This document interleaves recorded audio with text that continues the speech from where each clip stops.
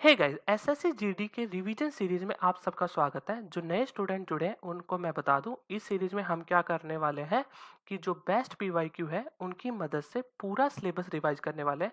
तो हम previous year question लेंगे, जो अच्छे अच्छे प्रीवियस ईयर के क्वेश्चन है वो लेंगे और हर टाइप के अलग क्वेश्चन लेंगे। तो आपका मैं पूरा सिलेबस रिवाइज करवाने वाला हूँ एग्जाम से पहले। इससे क्या होगा, आपका सिलेबस भी रिवाइज हो जाएगा और साथ ही साथ जो आपके बेस्ट पीवाईक्यू है वो भी हो जाएंगे। तो काफ़ी इंपॉर्टेंट सीरीज होने वाली है, आपके सिलेक्शन में काफ़ी हेल्प करेगी और वो काफ़ी और स्टूडेंट भी ज्वाइन कर सकते हैं। लाइक एसएससी में सेम ही क्वेश्चन आते हैं, आप सबको पता है। ठीक है, तो आप सीएचएसएल सीजीएल वगैरह किसी भी गवर्नमेंट एग्जाम की तैयारी कर रहे हैं तो ये सीरीज आपकी बहुत हेल्प करेगी। तो टाइम वेस्ट ना करते हुए स्टार्ट करते हैं। बट अगर आपने अभी तक चैनल को सब्सक्राइब नहीं किया तो जीरो मैथ को आप सब्सक्राइब कर ले, ऐसे ही वीडियो आपको आती रहेंगी। तो स्टार्ट कर देखिए। तो क्वेश्चन नंबर 1 आपको स्क्रीन पे दिख रहा होगा। देखिए, सारे क्वेश्चन प्रीवियस ईयर क्वेश्चन है, कोई भी क्वेश्चन मैंने खुद नहीं बनाया है। ठीक है, तो ये क्वेश्चन नंबर फर्स्ट है। तो आपको क्या करना है, सबसे पहले आप क्या करेंगे कि आप क्वेश्चन खुद अटेम्प्ट करके देखेंगे। ठीक है, वीडियो को पॉज करके। और उसके बाद आप देखिए आंसर तो चेक करेंगे, उसके साथ ये भी चेक करेंगे कि आपने कौन सा मेथड यूज किया है, क्योंकि सारे क्वेश्चन अच्छे हैं। इन क्वेश्चनों में ही आप अपना टाइम सेव कर सकते हैं। ठीक है, तो आपको मेथड भी चेक करना है कि कभी आप लॉन्ग मेथड से तो सोल्व नहीं कर रहे हैं। ठीक है, क्वेश्चन नंबर 1 देखते हैं पहले। आई होप आप सबने कर लिया होगा। चलिए, क्वेश्चन क्या कहता है, 25 डॉक्टर हैं, वो 5 घंटे में 75 पेशेंट का इलाज करते हैं। ठीक है, तो ये पहला पार्ट हो गया। ठीक है, आगे क्या कहता है, if 5 doctors leave the job then how many patient can be diagnosed in 6 hour. देखिए, इस टाइप के क्वेश्चन आप कैसे सोल्व करेंगे। एक फॉर्मूला होता है, काफी यूज होता है, मोस्टली स्टूडेंट को याद भी होगा। तो क्या था, M1 H1 D1 equal to W2, नहीं W1। और इस साइड क्या आएगा, M2 S2 D2 अपॉन में W2। तो यहाँ पे मैं बता देता हूँ सब कुछ क्या क्या है इसमें। देखिए, तो यहाँ पे हम क्या लिखेंगे, M1। तो M1 स्टार्टिंग में क्या है, मैन पावर, जो स्टार्टिंग में कितने वर्कर काम कर रहे हैं, ठीक है, वो लेंगे। तो यहाँ पे सब काम कौन कर रहा है भाई, डॉक्टर काम कर रहे हैं ना भाई। लेबर होता लेबर लेते हैं, ठीक है। ऐसे ही यहाँ पे क्या है, डॉक्टर है, तो यहाँ पे क्या आएगा 25। ठीक है, पहला केस में क्या आएगा 25। आगे क्या कहता है, डायग्नोस 75 पेशेंट, इसको रुकिए एक बार, कितने देर में, 5 आवर में। तो यहाँ पे H1 क्या है, हावर, पहले केस में कितने घंटे लगे, तो यहाँ पे 5 आ गया। भाई अगर यहाँ पे डे होता तो यहाँ पे दिन की कोई भी बात नहीं हो रही, तो यहाँ पे डे को छोड़ देंगे। ठीक है, यहाँ पे सिर्फ ये हो जाएगा। नीचे होगा वर्क, तो पहले केस में वर्क कितना है। देखिए, एक बात बताइए, लेबर अगर किसी को मतलब कोई घर बनाता है, ठीक है, ऐसे यहाँ पे डॉक्टर क्या कर रहे हैं, पेशेंट का इलाज कर रहे हैं, तो इनका वर्क ही क्या है, पेशेंट। तो यहाँ पे हम जो हमारा पहले केस में जो वर्क आएगा वो क्या आएगा 75। ठीक है, आई होप आप समझ गए होंगे। अगर फिर भी नहीं समझ में आया तो कमेंट कर देना, मैं आपको रिप्लाई कर दूंगा। ठीक है, तो यहाँ पे क्या होगा 75 पहले में केस में वर्क हो गया। दूसरा केस क्या बनता है, अगला केस देखिए भाई। अगला केस क्या कहता है, इफ 5 डॉक्टर्स लीव, 5 डॉक्टर छोड़ के चल गए, तो कितने बचे दूसरे केस में, 20 डॉक्टर। भाई पहले 25 थे, अब कितने बचे 20, तो यहाँ पे आएगा 20। और सेकंड केस में भाई टाइम कितना दे रखा है, then how many patient can be diagnose, तो हमें W2 की वैल्यू मान निकालनी है, तो यहाँ पे हमको इसको x मान लेंगे। और क्या कहते हैं, टाइम कितना दे रखा है 6 आवर। बस अब इसको सोल्व कर लीजिए। तो सोल्व करेंगे तो क्या आएगा भाई, 25 3 जा, ठीक है, 5 को 4 पे गया ये, और इस साइड x क्रॉस मल्टीप्लाई कर लेंगे तो x क्या आ जाएगा भाई आपका 3 × 4 × 6। तो ये कितना हो गया भाई, 6 × 24, 24 दिया 72, तो 72 आपका आंसर आ जाएगा। ठीक है, तो इस टाइप के क्वेश्चन लेबर वगैरह के भी काफी आ जाते हैं, तो उस टाइप में आप ये फॉर्मूला यूज कर सकते हैं। चलिए अगला क्वेश्चन देखते हैं। हाँ, अब ये क्वेश्चन ट्राई करके देखिए अपने आप से। चलिए मैं बताता हूँ। देखिए क्या कह रहा है, the present population of A town is 95,000। ठीक है, the population increase by 15% in first year. पहले साल में क्या हो रही है भाई, 15% बढ़ रही है। ठीक है, सेकंड केस में क्या कह रहा है, इंक्रीज बाय 20%, अगले साल कितनी हुई भाई 20% इंक्रीज हुई। ठीक है, और क्या हुआ फिर उसके बाद 12% थर्ड ईयर डिक्रीज हुई। ठीक है, देखिए इस टाइप के क्वेश्चन काफी रिपीट होते हैं, मैं बस एक बार रिवीजन के लिए मैंने क्वेश्चन ले लिया। ठीक है, सक्सेसिव का क्वेश्चन है ये। ठीक है, तो इस टाइप के क्वेश्चनों को आप कैसे करेंगे? देखिए, जैसे प्रेजेंट पॉपुलेशन है, इसमें दो तरीके से कर सकते हैं। एक तरीका तो क्या है, आप क्या कीजिए कि ओवरऑल कितना चेंज आया उसको परसेंटेज में निकाल सकते हैं। वो कैसे निकालेंगे? देखिए, पहले इन दोनों केस को लीजिए, फॉर्मूला यूज करेंगे a प्लस बी प्लस सी, नहीं, इंटू ए इंटू बी। ठीक है, सी से कुछ नहीं होता, इसमें ये होता है। तो इसमें क्या आ जाएगा भाई आपका 15 प्लस 20 प्लस 15 इंटू में 20/100। तो ये कितना आ गया भाई? 5 पे जाएगा ये। ठीक है, और ये 3 पे, तो ये कितना आ गया भाई? 20, 15, 35 और 38। तो 38% ओवरऑल किसी इंक्रीज होगा 2 साल में। ठीक है, अब हमें तो 3 साल का है, तो अब हम क्या करेंगे, एक बार और फॉर्मूला यूज करेंगे। इस बार क्या करेंगे, 38 को लेंगे ए और किसी -12 को b% लेंगे। तो इस केस में कितना आ जाएगा भाई? 38 -12। यहाँ पे देखिए डिक्रीज हो रहा है ना, तो नेगेटिव लेंगे, तो यहाँ पे भी नेगेटिव आ जाएगा, मल्टीप्लाई करेंगे जब। 38 इंटू में 12/100। तो यहां से आपका ओवरऑल परसेंटेज आ जाएगा। ठीक है, तो वहां से आप क्या करेंगे, 95,000 का जो पॉजिटिव आएगा तो उसमें आप इंक्रीज करके वो परसेंटेज जोड़ के आपका आंसर आ जाएगा। एक तो तरीका ये है। देखिए, आपको सोल्व करना है, पूरा कैलकुलेशन करनी है, एग्जाम में बहुत ज्यादा इंपॉर्टेंट है कैलकुलेशन। ठीक है, तो आपको करना है, मैं सिर्फ आपको एक बार तरीका बता रहा हूं कि इस टाइप से भी कर सकते हैं। तो एक दूसरा केस है, दूसरा तरीका क्या होता है इस टाइप के सक्सेसिव क्वेश्चन को करने का। उसमें आप क्या करेंगे, जैसे हमने लिया 95,000, तो इसी पे चेंजेस करते जाओ। भाई पहले केस में क्या कह रहा है, 15% इंक्रीज, तो 15% कितना होता है? 3/20 ही होता है ना। आप सबको पता होगा 15% कितना होता है रेशियो में, फ्रैक्शन फॉर्म में 3/20। ठीक है, तो क्या हुआ भाई, 20 से 23 हो गया। ठीक है, यही हो गया ना भाई, किसी 15% इंक्रीज मतलब 20 से हमारा कितना हो गया, 23 हो गया। तो पहले केस हो गया। ठीक है, अगला साल का मल्टीप्लाई कर दो। अगला क्या कह रहा है, 20% इंक्रीज हुआ, तो 20% कितना होता है भाई, आप सबको पता होगा 20% कितना, 1/5। तो 5 से 1 जुड़ गया तो कितना हो गया, 6। तो 5 × 6 से आपका मल्टीप्लाई कर दोगे। ठीक है, अगर अभी भी आपको ये समझ नहीं आ रहा 20 से 23 कैसे हुआ, तो याद कर लो ना कि भाई इंक्रीज हो रहा है तो 23 ऊपर बड़ा ही होना चाहिए। ठीक है, अगर ये भी नहीं समझ में आ रहा, उल्टा मत कर देना। अब इस केस में देखो, ये है 12%। 12% आप मान लो ऐसे लिख लेते 88/100। ठीक है, नहीं, 12% ही होगा ना, 12/100 ही मान लेते हैं, चलो। ठीक है, तो अब इसको डिक्रीज करना है, तो डिक्रीज करोगे तो क्या हो गया भाई, 88/100।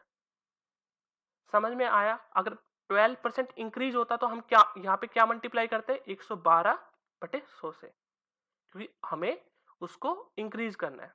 ठीक है, आई होप आपको समझ में आ गया। तो ये दो मेथड है जिससे आप आंसर निकाल सकते हैं, इसे आपका डायरेक्ट आंसर आ जाएगा। ठीक है, तो ये खुद सोल्व करना और कमेंट करना कि सेकंड क्वेश्चन का आपका क्या आंसर आया। चलिए नेक्स्ट क्वेश्चन देखते हैं। चलिए ये क्वेश्चन देखो, चलिए मैं करवाता हूँ। A police officer follow a thief who is at a distance of 800 metre from him. ठीक है, if they run at a speed of 8 km/h and 7 km/h respectively, what is the distance does the police officer run to catch the thief. देखिए क्या होता है कि मान लो यहाँ पे चोरी होती है। ठीक है, ये कोई भी बैंक मान लो। ठीक है, यहाँ पे चोरी होती है तो पुलिस आती है यहाँ पे। ठीक है, पुलिस यहाँ पे है और चोर भाग के कहां तक जा चुका भाई, 800 मीटर दूर जा चुका है। पर इंडिया में इतनी जल्दी पुलिस नहीं आती, पर फिर भी मान लो। ठीक है, तो यहाँ पे भाई अगला अब क्या कह रहा है, इसकी स्पीड कितनी है भाई, जो चोर की स्पीड है ये क्या है, 7 km/h, और पुलिस की क्या है भाई, 8 km/h। तो आपको बताना है कि भाई पुलिस ने कितना डिस्टेंस कवर किया जब ये दोनों मिल जाएंगे। तो देखिए टाइम निकाल लेते हैं भाई, कितने टाइम बाद आप पुलिस ने उसको पकड़ा, और जो टाइम आ गया उससे मल्टीप्लाई कर देंगे जो अपनी जो पुलिस की स्पीड है उसके साथ। ठीक है, तो यहाँ पे हम क्या करेंगे, भाई टोटल डिस्टेंस कितना कवर करना है, जो रिलेटिव डिस्टेंस है दोनों के बीच में वो कितना है भाई 800 मीटर है, दोनों के बीच में डिस्टेंस कितना है 800 मीटर ही डिस्टेंस कवर करना है। और आपको पता है फिर हम क्या, भाई मैं यूज क्या कर रहा हूं, किसी को याद नहीं है फिर भी बता दे, तो distance into speed into time होता है। तो यहाँ पे स्पीड कौन सी होगी, रिलेटिव स्पीड होगी, ठीक है।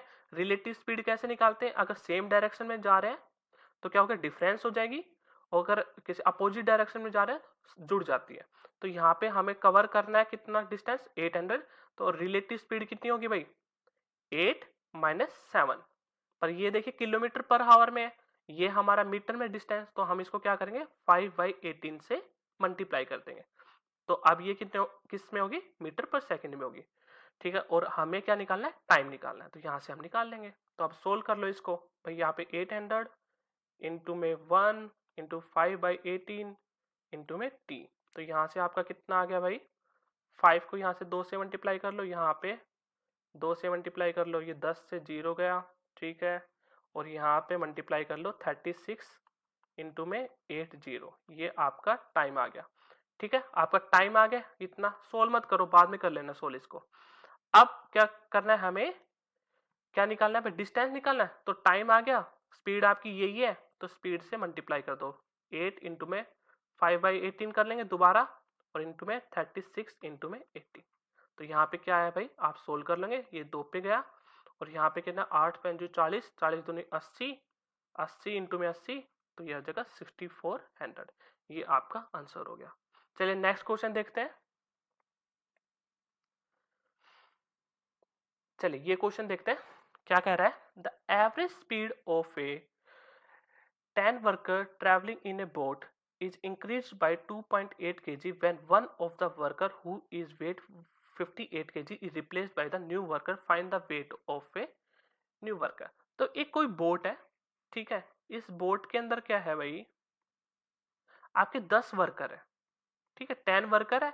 तो इनमें से क्या कहता है, एक वर्कर तो चल गया जिसका वेट कितना था 58 केजी। देखिए इस क्वेश्चन को समझे, कई बच्चे इसको बेसिक से करते हैं, बेसिक से करने की जरूरत नहीं है, बस एक बार समझने की जरूरत है। और एक बंदा इसके अंदर आ गया, ठीक है। तो अब क्या कह रहा है, ये जो नया बंदा आया ना, इससे क्या हुआ, एवरेज वेट में सबके में 2.8 केजी का इंक्रीज हो गया। तो भाई इस बंदे ने क्या किया, इसके बंदे ने 58 केजी तो इसके पास था ही, तो कुछ एक्स्ट्रा वेट लेके आया, जिससे क्या हुआ, सबको इसने क्या किया 2.8 2.8 2.8 सबको दे दिया। तो कितना हो गया टोटल वेट, कितना वेट इसने बांट दिया सब में, तो टोटल वेट सब में बट गया इंटू में 2.8 इंटू में 10, तो इतना वेट ये एक्स्ट्रा लेके आया, ठीक है भाई, मल्टीप्लाई कर देंगे ना, तो कितना हो जाएगा 58 प्लस में 28, तो ये ही आपका आंसर हो जाएगा। तो कितना आएगा 16 86 केजी इसका वेट है, ठीक है। तो आपको बेसिक से नहीं करना, कई स्टूडेंट क्या करेंगे कि average weight of 10 student x मान लेंगे उसको, ठीक है, फिर उसके बाद ये सब करेंगे, तो वैसे करने की जरूरत नहीं है, सिर्फ को गया उसके आया उस पर फोकस कीजिए। चलिए नेक्स्ट क्वेश्चन देखते हैं, आई होप आपको ये समझ में आ गया होगा। अगर आपको अच्छा लग रही है सीरीज तो प्लीज एक बार लाइक कर दीजिए, ठीक है, वीडियो को। चलिए ये क्वेश्चन देखते हैं। A year ago, Ram's income was 20,000 per month and expenditure was 16,000 per month. Now, if his income is increased 10%, ठीक है, expenditure increase 15%, ठीक है। इस टाइप का क्वेश्चन मैंने लास्ट वीडियो में भी बताया था, पर मैंने ये क्वेश्चन लिया, थोड़ा सा इसमें चेंज है, तो आपको इसमें समझ में आ जाएगा। तो इस टाइप के आपके क्वेश्चन देखिए, इस टाइप को अच्छे से याद रखिए, इसमें आप पूरा टाइम सेव कर सकते हैं। नॉर्मली बच्चे इस टाइप के क्वेश्चन को 2 मिनट लगा देते हैं, इस क्वेश्चन को आप आराम से 30-40 सेकंड में आराम से कर सकते हैं। इस टाइप के क्वेश्चन को आप कैसे करेंगे, आज के बाद से मिक्सचर एलिगेशन का यूज करेंगे, ठीक है। तो मिक्सचर एलिगेशन का क्या यूज करेंगे, यहाँ पे देखिए इस साइड क्या लिखेंगे भाई, हमारा जो एक्सपेंडिचर है, ठीक है, उसमें कितना इंक्रीज आया। इस साइड क्या लिखेंगे, हमारी सेविंग में कितना इंक्रीज आया, ठीक है। और बीच में आपको पता ही है कि हमारा इनकम में कितना इंक्रीज आया, ठीक है। तो यहाँ पे क्या लिखेंगे भाई, जो आपका एक्सपेंडिचर है वो कितना इंक्रीज हुआ 15%, और आपकी इनकम कितनी इंक्रीज हुई 10%, और हम सेविंग हमें पता नहीं है, वो ही निकालना है। ठीक है, तो यहाँ पे x मान लेते हैं, x% हमारी में सेविंग में चेंज आया। देखिए प्लस माइनस से बाद में पता चल जाएगा इंक्रीज डिक्रीज क्या है, यहाँ पे सिर्फ आप x मानिए अभी। तो यहाँ पे देखिए क्या हुआ, ये अब आपको पता है रेशियो लेते हैं नीचे हम, तो यहाँ पे अगर हम एक्सपेंडिचर को 15% इंक्रीज कर रहे हैं तो किस पे इंक्रीज कर रहे हैं भाई, एक्सपेंडिचर पे इंक्रीज कर रहे हैं, तो रेशियो क्या आएगा यहाँ पे एक्सपेंडिचर का, और इस साइड सेविंग पे इंक्रीज कर रहे हैं तो इस साइड क्या आएगी सेविंग। तो एक्सपेंडिचर कितना आपका भाई 16,000, मैं ऐसे लिख देता हूँ 16K, और आपकी जो सेविंग कितनी होगी भाई, माइनस कर लो इनकम में से, तो कितना बचा 4K, तो यहाँ पे 4K आपकी सेविंग होगी। तो यहाँ पे सोल्व कर लो अब, तो यहाँ पे देखिए 15 में से 10 माइनस होगा तो क्या आएगा 5, और यहाँ पे देखिए 10 से ज्यादा हो गया तो ऑफकोर्स ही बात है x कम है, तो यहाँ पे 10 माइनस एक्स, तो यहाँ से 1000 से 1000 गया, इस साइड जाके कितना हो गया भाई 10 माइनस एक्स, क्रॉस मल्टीप्लाई करेंगे तो 16 5 जा 80, तो यहाँ पे x हमारा कितना आ गया भाई, सही किया ना हमने, नहीं यहाँ पे 4 भी तो आएगा ना, ये 4 पे 4 आया, तो यहाँ से कितना आएगा 20 आएगा, तो यहाँ पे कितना आएगा 20। ठीक, कैलकुलेशन देख लेना, अगर थोड़ी बहुत गलती होगी तो आप देख लेना खुद से। तो यहाँ पे x की वैल्यू कितनी आ गई भाई -10, ठीक है, क्योंकि 10 इस साइड जाएगा और x इस साइड जाएगा। तो क्या हुआ, इसका मतलब क्या है, नेगेटिव क्यों आया हमारा, इसका मतलब है कि हमारी जो सेविंग है वो क्या हुई है, डिक्रीज हुई है। कितने डिक्रीज हुए, 10% से। तो अब देखिए इससे पूछा क्या है, what would be the net change in his saving per month. तो आपकी भाई सेविंग कितनी थी, 4,000 थी, ठीक है, उसमें क्या हुआ 10% का डिक्रीज है, 10% कितना होगा आपका 400, तो 400 डिक्रीज हुई है। अगर आपको परसेंटेज में पूछता कितना डिक्रीज हुआ तो 10% लिख देते, यहाँ पे इसने पूछा है कितना अमाउंट में डिक्रीज हुआ, तो यहाँ पे अमाउंट कर देंगे। तो हम